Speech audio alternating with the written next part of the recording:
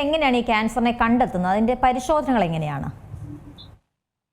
HPV mainly ഒരു 95% CA cos ചെയ്യുന്നത് human papilloma virus അഥവാ HPV ഇൻഫെക്ഷൻ എന്ന് പറയും.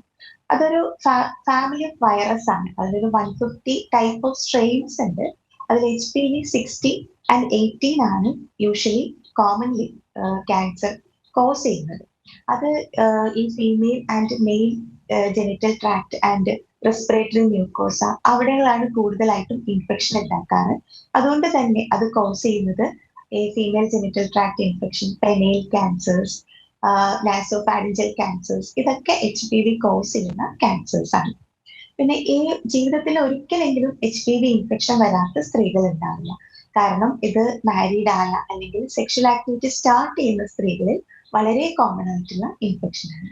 ഈ ഇൻഫെക്ഷനിൽ ഒരു 80% നമ്മുടെ ബോഡി നാച്ചുറൽ ഇമ്മ്യൂണിറ്റി വഴി അതിനെ പ്രതിരോധിക്കുകയും ശരീരത്തിൽ നിന്ന് വൈറസിനെ ക്ലിയർ ചെയ്യുകയും ചെയ്യും.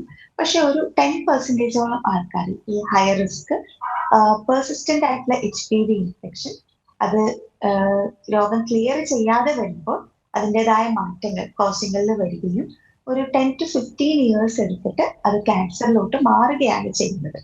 അപ്പൊ ഈ പ്രീ ക്യാൻസർ സ്റ്റേജിൽ നിന്നും ക്യാൻസർ സ്റ്റേജിലോട്ട് എത്താൻ നമുക്കൊരു ലോങ് ഗ്യാപ്പ് ഉണ്ട് എന്നതാണ് HPV ഇൻഫെക്ഷന്റെ ഒരു പ്രത്യേകത. ഒരു 10 to 15 years എടുത്തിട്ടാണ് അത് ക്യാൻസറിലോട്ട് മാറുന്നത്.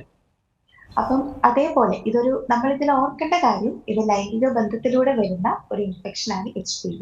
അതുകൊണ്ട് ഈ മൾട്ടിപ്പിൾ സെക്ഷൽ പാർട്ട്നേഴ്സ് ഉള്ളവരിൽ, ഈ സെയിം സെക്ഷൽ പ്രാക്ടീസ് എടുക്കാത്തവരിലാണ് കൂടുതലായിട്ടും HPV ഇൻഫെക്ഷൻ കാണുന്നത്. അതേപോലെ ശരീരത്തിന്റെ പ്രതിരോധ ശക്തി കുറയുന്ന കണ്ടീഷൻസ്, അമിതമായ പുകവലി, HIV ഇൻഫെക്ഷൻസ് ഒക്കെ ഈ HPV ഇൻഫെക്ഷന്റെ ഇൻസിഡൻസ് കൂട്ടുകയും അതുവഴി ക്യാൻസറിലോട്ട് എത്തുകയാണ് ചെയ്യുന്നത്.